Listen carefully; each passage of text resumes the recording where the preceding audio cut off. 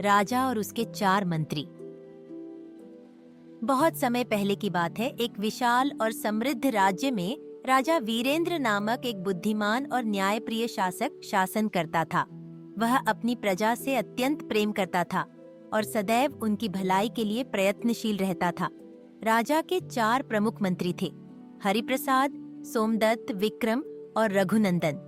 ये चारों मंत्री अपने अपने कार्यक्षेत्र में कुशल और निष्ठावान थे और राजा के सबसे विश्वास पात्र सहयोगी माने जाते थे।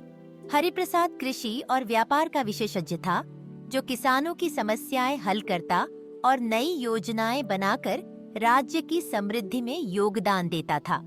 सोमदत्त एक खगोल शास्त्री और मौसम वैज्ञानिक था, जो तिथियों, गांव, ग्रह नक्षत्रों और मौसम की भविष्यवाणी के आधार पर खेती और युद्ध के निर्णयों में मदद करता था।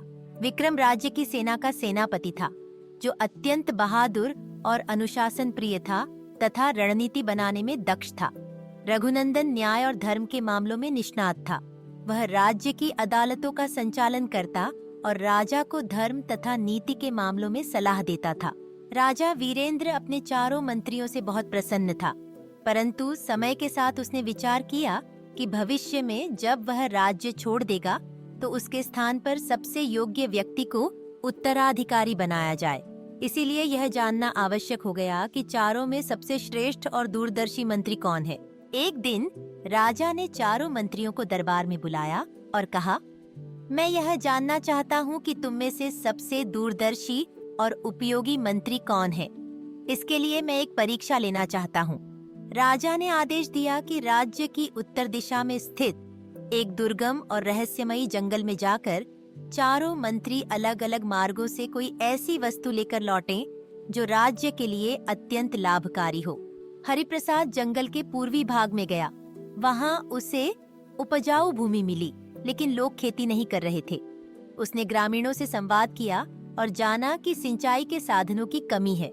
उसने वहां एक छोटा बांध बनाने की योजना बनाई, कुछ लोगों को प्रशिक्षित किया और लौटते समय विशेष बीज और मिट्टी के नमूने लेकर आया।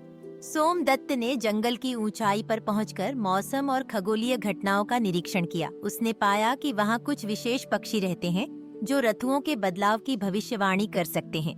उसने उनके व्यवहार पर अध्ययन किया, आंकड़े और रेखा चित्र बनाए और उस ज्ञान को राज्य में लाने के लिए साथ लाया। विक्रम उस हिस्से में गया जहां डाकुओं का आतंक फैला था। उसने अपनी सेना के साथ मिलकर डाकुओं से युद्ध किया और उन्हें पराजित कर दिया। वह वहां के लोगों को सुरक्षा देने में सफल रहा और डाकुओं के छुपाए गए खजाने और रणनीति संबंधी दस्तावेज लेकर वापस आया। रघुनंदन जंगल के उस क्षेत्र में पहुंचा जहां आदिवासी जनजातियां निवास करती थीं। वे लोग बीमार, अशिक्षित और सामाजिक रूप से अलग-थलग थे। रघुनंदन ने वहां एक पाठशाला और औषधालय की स्थापना की, धर्म और कानून की जानकारी दी और उन्हें समाज की मुख्यधारा से जोड़ने का प्रयास किया। वह कुछ आदिवासी प्रतिनिधियों को साथ लाकर उनके अनुभवों को भी साझा करने लाया। सभी मंत्री अपने अपने कार्यों और वस्तुओं के साथ दरबार में उपस्थित हुए। राजा ने सबकी बातें ध्यानपूर्वक सुनी। राजा कुछ देर सोच में डूबा रहा, फिर उसने सबकी ओर देखकर कहा, तुम चारों ने राज्य के लिए बहुमूल्य कार्य किया है।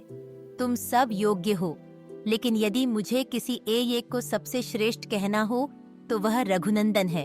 राजा ने आगे कहा, राज्य की सच्ची समृद्धि केवल धन, विज्ञान या युद्ध में नहीं, बल्कि लोगों की भलाई और न्याय में निहित है।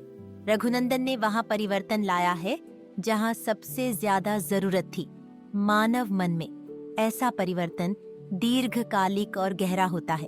राजा ने रघुनंदन को राज्य का प्रमुख सलाहकार घोषित कर दिया और चारों मंत्रियों को समान रूप से सम्मानित किया। इसके बाद राज्य में शिक्षा, न्याय, विज्ञान, कृषि और सुरक्षा 5 क्षेत्रों में संतुलित विकास हुआ।